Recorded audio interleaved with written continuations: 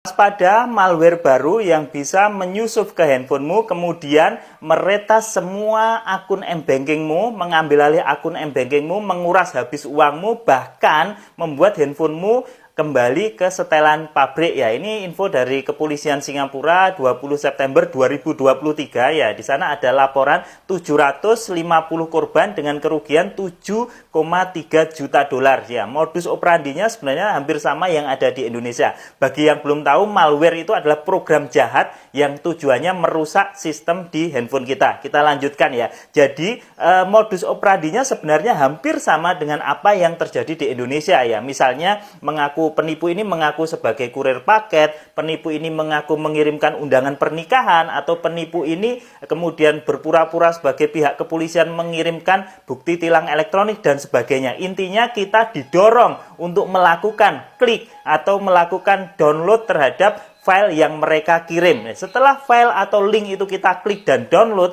maka penipu ini akan meminta kita menginstal file tersebut. Nah, setelah kita download, kita install, kemudian penipu meminta kita lagi untuk menyetujui permission atau hak akses galeri yang akan mengakses seluruh galeri kita, hak akses SMS, bahkan hak akses untuk GPS ya, untuk location. Ya, jadi ini hati-hati. Ya, ketika penipu dirasa sudah cukup ya, bahkan di malware yang terbaru ini penipu juga menyisipkan yang namanya keylogger. Bagi yang belum tahu, keylogger itu adalah program di mana program itu bisa merekam semua apa yang kita ketikkan. Jadi kita ngetikkan user, kita ngetikkan password, penipu bisa tahu lewat keylogger itu ya. Jadi hati-hati. Nah, kemudian jika dirasa data-data ini masih belum cukup, biasanya penipu mengirimkan lagi link formulir untuk mengisi data-data yang sebenarnya mereka mengincar data-data kredensial kita.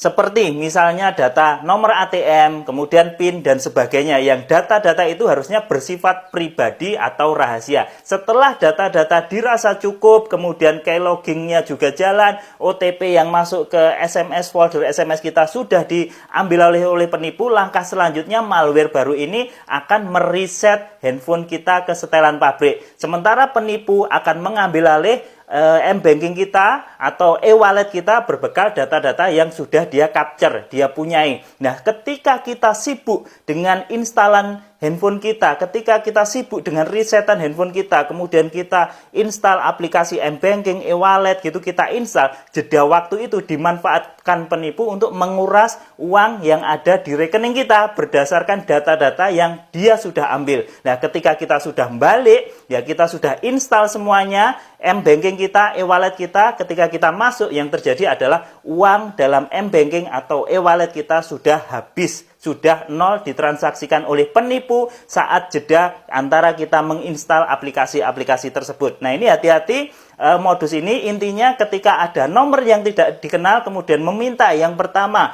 mendownload aplikasi, menginstal aplikasi, kemudian menyetujui permission, maka kita harus hati-hati karena bisa jadi itu adalah malware atau program jahat yang akan menguras rekening kita, program jahat yang akan menyusup ke sistem kita, mengambil alih data-data penting termasuk kode OTP dari handphone kita. Jadi patut waspada dan hati-hati.